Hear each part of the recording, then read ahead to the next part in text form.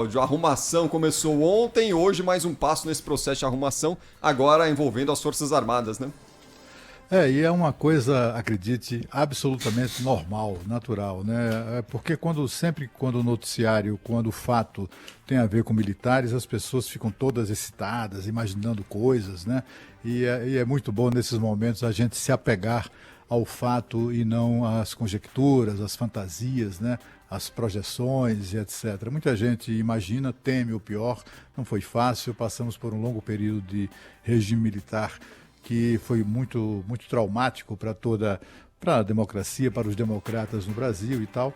E as pessoas ainda hoje, 60 anos depois, ainda ficam dando vazão às suas fantasias quando se trata de militar. O cara não pode ver ninguém armado com um cap. Se o cara estiver usando óculos escuros, então é um pavor, né?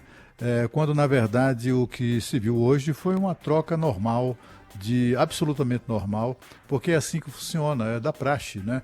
Os comandantes militares são funcionários de segundo escalão do governo. O funcionário de primeiro escalão é o ministro. O ministro, quando assume, seja na saúde, seja na defesa, na educação, onde quer que ele seja, para onde quer que ele seja nomeado, ele nomeia, né, também para o seu staff, a sua estrutura, pessoas da sua confiança. É assim que funciona. A primeira coisa que os 3 ministros militares fizeram ontem, ao tomar ministros militares não, né, comandantes militares. A primeira coisa que eles fizeram ontem, quando tomaram conhecimento da saída do ministro Fernando Azevedo e Silva, foi colocar seus cargos à disposição. É sempre assim. Aliás, não só no meio militar, isso acontece em todos os ministérios.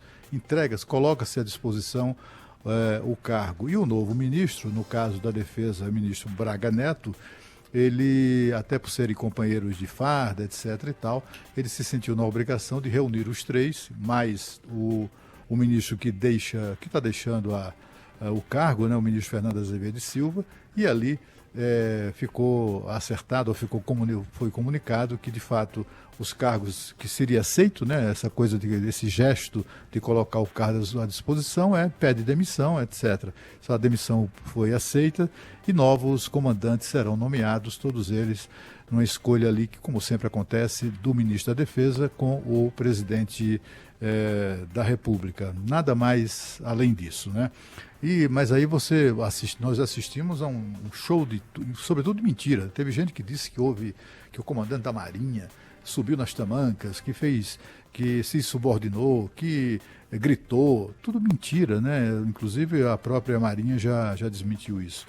O outro atribui a uma ordem que o presidente deu ao comandante do Exército para criticar o Supremo. Assim, são coisas absolutamente, como é que eu diria, produto de especulações, não há nada que confirme isso. Aliás, eu perco muito tempo tentando confirmar esse tipo de lorota que a gente vê divulgada, acaba confirmando que não procede, ou não conseguindo confirmar, porque não tem é uma coisa tão doida que como assim? Ninguém sabe, né? A rigor ninguém sabe. Mas o fato é que, com isso, com a ocupação das preocupações pela área militar, a preocupação das pessoas na área militar, não no Congresso, você não percebe isso no Congresso, né?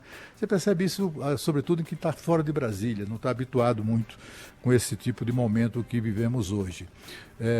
Acaba que isso prejudica a percepção do que de fato foi importante nessa mudança ministerial. Não é a troca do ministro da Defesa que é algo relevante. Eu acho que mais relevante do que isso foi, por exemplo, a troca da chefia da articulação política, que era exercida pelo general Ramos, o Luiz Eduardo Ramos, que foi deslocado para assumir a chefia da Casa Civil, e colocado no lugar dele uma deputada federal que foi indicada pelo Arthur Lira, que é o presidente da Câmara e é o líder do Centrão. Ela tem o aval do Arthur Lira. Com isso, o Centrão simplesmente se instalou no Ministério, de fato, né, como força político-parlamentar. E essa mudança é importante porque, com toda certeza, tende a facilitar mais ainda a relação entre o Poder Executivo e o Poder Legislativo. Eu me refiro às bancadas governistas. Eu acho que essa mudança, por ser a nova ministra mulher, por ser é uma pessoa que se ouve bem na condução da presidência da comissão comissão mista de orçamento. Ela tem brilho próprio. Muita gente atribuiu porque como é que eu diria, o mandato é dela, mas quem mexe os pauzinhos é o maridão, que foi governador do Distrito Federal. Ele soube, tenho certeza absoluta, ele soube desse convite por ela, ou pelo noticiário, se ela não teve tempo de comunicar ele previamente. Foi uma surpresa generalizada. Quando o presidente ligou para o presidente da Câmara para pedir uma sugestão de nome, até o presidente da Câmara foi surpreendido com a consulta, que ele não esperava, não pleiteava.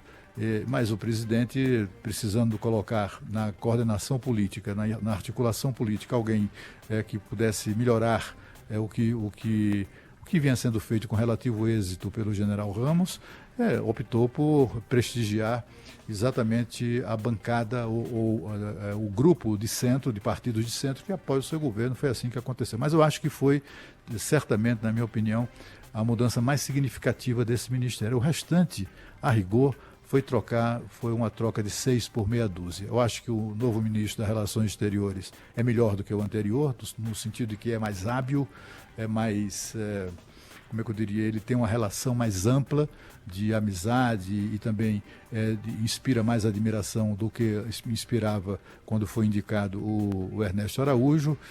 Houve uma melhoria substantiva aí, eu acho, de ministro, mas o restante foi 6 por meia dúzia.